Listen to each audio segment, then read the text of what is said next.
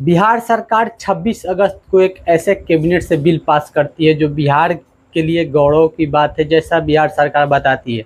क्योंकि बिहार सरकार ये कह रही है कि जो जो निवेशक 100 करोड़ रुपए से अधिक बिहार में निवेश करते हैं या 1000 प्लस रोजगार युवाओं को देते हैं, जो भी निवेशक, उनको 10 एकड़ जमीन फ्री दिया जाएगा बिहार सरकार के तरफ से। और साथ ही साथ जो निवेशक 1000 करोड़ प्लस निवेश करते हैं बिहार में, उनको 25 एकड़ ज़मीन फ्री दिया जाएगा बिहार में, जो कि एक 25 एकड़ कंपनी में, हाँ, एक कोई अच्छी सी कंपनी जो बड़ी प्लांट वाली है थोड़ी सी, वो आ जाएगी। ज़्यादा बड़ा नहीं, जैसे रिलायंस का रिफाइनरी तो नहीं, ये सब नहीं आ सकता। पर हाँ, जैसे हल्दीराम का है, वो सब ऐसे जो कंपनियां हैं, अगर वो लगाना चाहे 25 एकड़ में तो अच्छा खासा वो आ जाएगा। क्योंकि मैं नोएडा में खुद इन लोगों कंपनियों का कंपनी देख चुका हूँ। और 10 एकड़ में जैसे एक्सपोर्ट की कंपनी हो गई, चाहे कुछ और, जैसे जैसे जैसे मान लीजिए कोई आईटी कंपनी हो गई, जैसे कोई छोटा उद्योग हो गया, वो 10 एकड़ के या 10 एकड़ में लग सकते हैं। क्योंकि बताइए, इसका लिमिट रखा है 100 करोड़ रुपया, और जो 25 एकड़ का लिमिट है उसका है 1000 करोड़ रुपया प्लस। और साथ ही साथ देखिए कि आखिर बिहार सरकार अभी चुनाव से पहले ये क्यों लेके आती है।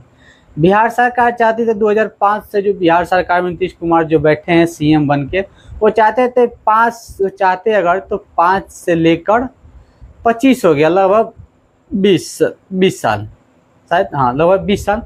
इस 20 सालों में ये जो लेके आए हैं जो बिल, ये कभी भी ला सकते थे। क्योंकि उनके पास सीएम है, ज़मीन भी चाहे तो, अगर सीएम चाहे तो ज़मीन उसके लिए कमी नहीं है।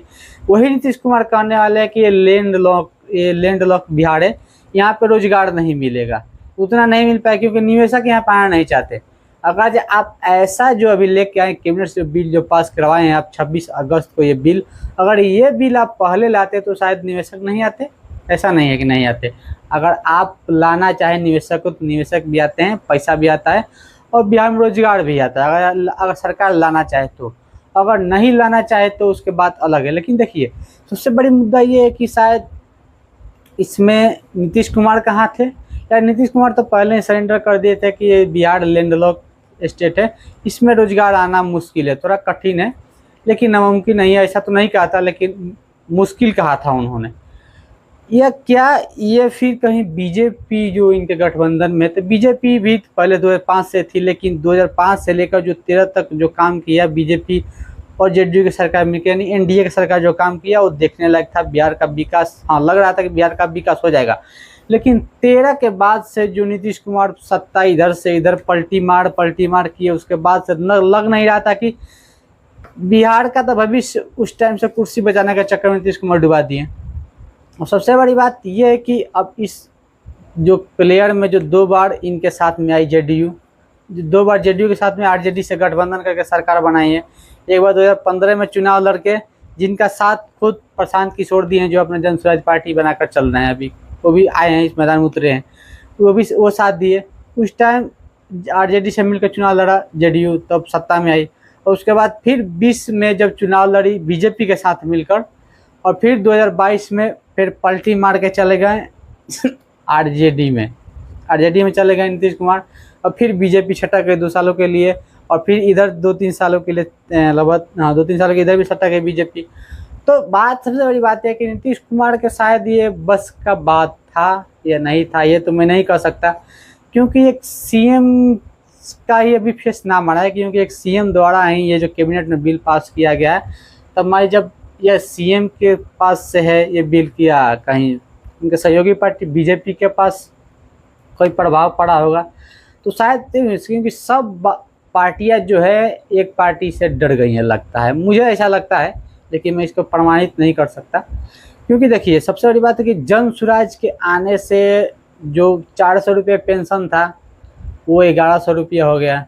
जब कभी नीतीश कुमार कहे थे कि मैं बिजली बिल मुफ्त का चीज़ नहीं है, वो भी रेबड़ी की, मोदी जी भी कहते हैं कि रेबड़ी नहीं बांटनी चाहिए, फिर भी मोदी जी और नीतीश कुमार मिलकर अपने बात से पलट के यहाँ पे बिहार में 125 यूनिट का रेबड़ी बांट रहे हैं।